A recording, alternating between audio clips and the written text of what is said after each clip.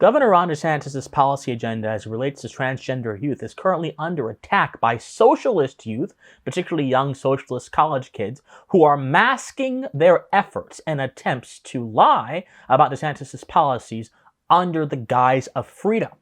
This must be exposed for the subterfuge that it is.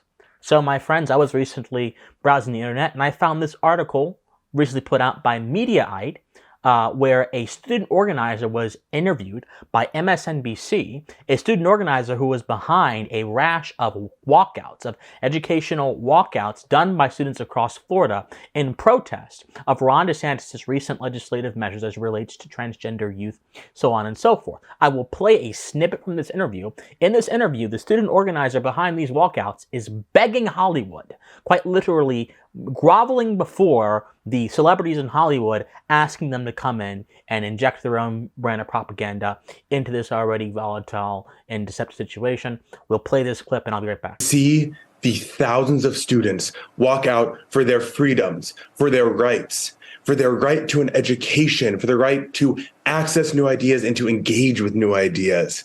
It was just amazing. And yeah, we have so much stuff planned for the future.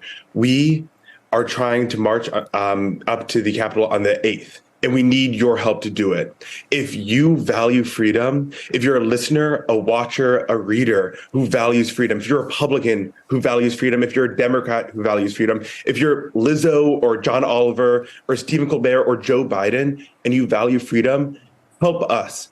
Help the million public college students in Florida speak up for our rights, to reclaim our narrative. So there you saw Ben Braver basically saying, Lizzo, John Oliver, Stephen Colbert, Biden, help us with our attempt to fight for freedom or whatever. Now, this move is being organized by the Florida College Democrats and also by a group, a self-proclaimed socialist group called the Dream Defenders. Now, when you go on the Dream Defenders website, they have a mission statement called Who We Are. And the mission statement says the following: defending the dream. We are an uprising of rebellious youth fighting for our freedom. The use of the word freedom in this context will become incredibly important in a second. We are organizers shaping our collective destinies. We are the next generation of revolutionaries. We are organizers shaping our collective destinies. Keep that phrase and the phrase freedom in your mind as I go through this. Then, right below their mission statement, they have this: we rise against, and there are following things: debilitating debt, gentrification, poverty, incarceration, homophobia, war, anti-blackness, patriarchy, ableism, gentrification, transphobia, voter suppression, white supremacy, capitalism, war, environmental destruction. These are all of the things that this group supposedly is against. And another thing on this website that actually caught my attention was the following statement they make right below that. It's cancel all student debt. And they say, and I quote, by virtue of being born, each of us has the absolute right to fully funded, free public education that fosters critical thinking, art, and wellness. This is the partner organization organizing the walkouts surrounding Ron DeSantis' policies about trans youth. Before I even explain why these arguments are flawed and deceptive and they're disgusting from a moral standpoint, we have to first evaluate Ron DeSantis' record on transgender children. So the reason why these people are walking out, or at least their ostensible reason, there's a deeper reason I'll get to in a second. The ostensible reason is that Ron DeSantis has requested information about gender-affirming care from universities. He essentially has requested universities to give him information concerning how many operations or what their funding is for gender-affirming care. Now, here's the important thing to recognize here. Universities, or at least the universities that Ron DeSantis is asking, are publicly funded. Their money is subject to government intervention because their money effectively comes from public sources. There may be a mix of private sources, but if you're a public university, your money comes from public sources. And so if the money is coming from a public source, especially if you are taking federal student loans, to be honest, then there are a set of regulations and requirements that you are subject to. Now, here's the problem with this. The idea of public funding or public money is actually immoral. It shouldn't exist in the first place. It is anathema to everything that America is. It is an idea, it is a tool, a mechanism for state and federal governments, and local governments really, to assume control over social institutions and to therefore inject their own brand of what is correct and what is incorrect into those institutions. So in my opinion, having a privately funded university is probably the best thing to do, but even those take student loans. So what do you do? Even in the private sphere, you have this infection of government money, or government funding rather, there's no such thing as government money, coming in and overtaking what should be proper, but that's a different topic for a different day. Now, the reason why this is so concerning is because these people are phrasing their activities under the cloak of freedom. So let's examine let's examine Governor Desantis' record very quickly. So Governor Desantis asked publicly funded universities what their money is going to as it relates to gender affirming care, which he has the right to do as the governor. He also, in the course of his administration, banned transgender athletes from participating in girls' sports. He has also banned, through a regulatory move from a Florida department, he's banned gender affirmation therapy, that is hormone blockers or puberty blockers, for minors in the state of Florida. These are the major things he's done. And of course, he's also pushed what they call the Don't Say Gay bill, which is really just a bill that says you cannot talk about sexually explicit things to prepubescent children. That's all that bill says. That is essentially Governor DeSantis' record on trans issues and LGBTQ issues, and yet they are making this a matter of freedom. Let's go down all of these one by one. Number one, the transgender athlete situation. It is well known that you cannot maintain a fair recreational environment within sports if you have athletes that are disproportionately weighed against the other athletes, and that is males who may transition and may have more testosterone and more hormones, and that may give them a physical advantage. We have seen this chaos happen with Leah Thomas. We have seen where this leads. It leads to resentment within the sport itself. It leads to clearly and truly inequitable, not the left is equitable, but truly inequitable circumstances, if you want to talk about equity. It leads to the destruction of the proper design of the sport. Female sports are meant for women. They are meant for biological women.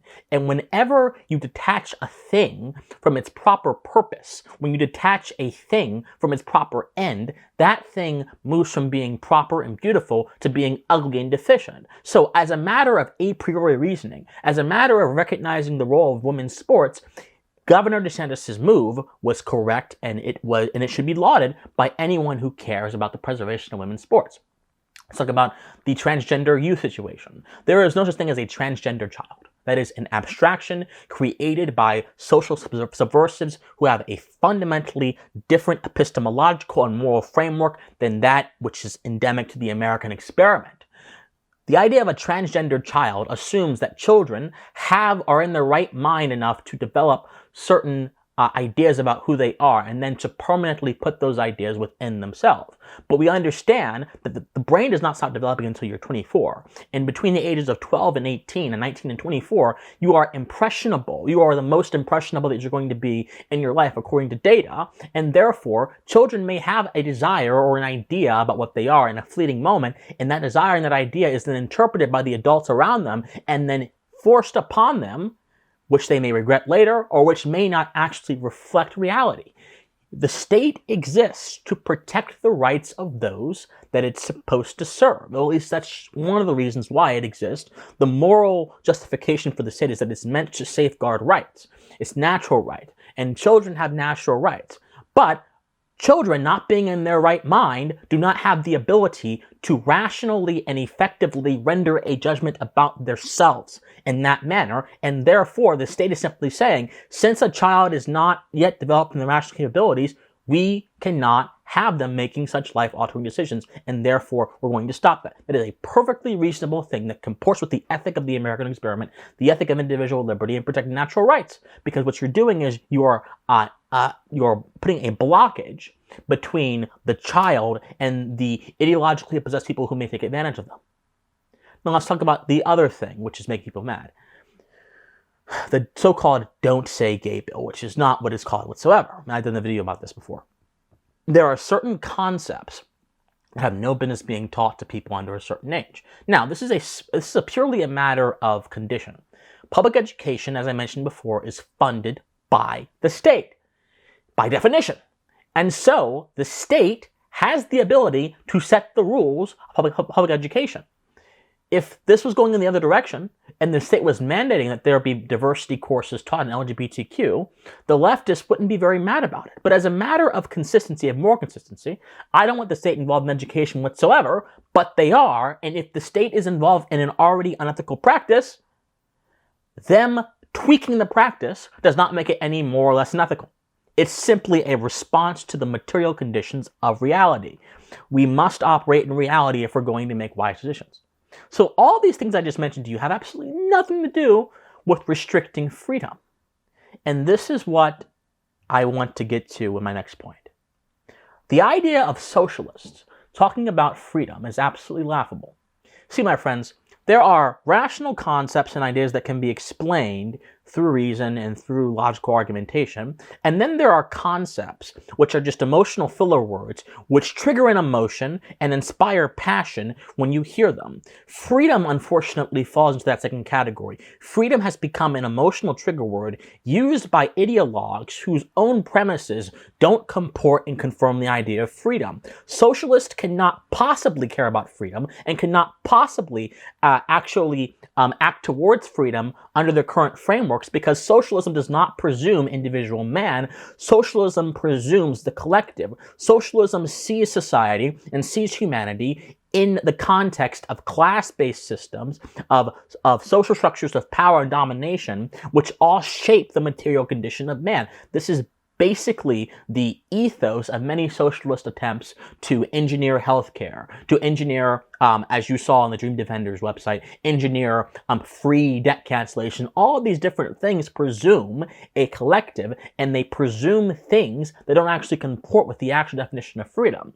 The actual definition of freedom, which was established before the Enlightenment and then became developed throughout the Enlightenment, is the idea that there are certain qualities, IUS as it was called, in the beginning of the Enlightenment, certain qualities that belong to man that allow him to act in a morally responsible way. And if man is to act in a morally responsible way, in a way that is actually conducive to society, conducive to his own social relationships, he must have the capacity to act, which he does, and that is liberty, that is freedom. And the moment that capacity to act is restricted in such a way that is undue and interferes with his rights is the moment man's life becomes threatened and the moment society becomes threatened. That's the basic Enlightenment argument for freedom. What these socialists are saying is not freedom. You do not have the freedom to someone's services. You do not have the freedom to someone's resources. You do not have the freedom to someone's stuff.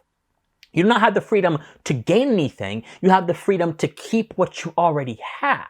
If someone can give something to you, they can also take something from you. And if you are on borrowed time, if your entire idea of freedom is a concept of borrowed time, that is not freedom, that is a form of slavery. Socialism is, of course, a form of slavery. As history would tell us, as the sort of lack of a moral code within socialist ideas would tell us, it is essentially a form of slavery masquerading as liberation. Liberating from what? Liberating us from the truth, liberating us from the concrete fact of the individual, liberating us from the proper condition of social relationships. Liberation from what? There are plenty of critiques to be made of Desantis. Plenty.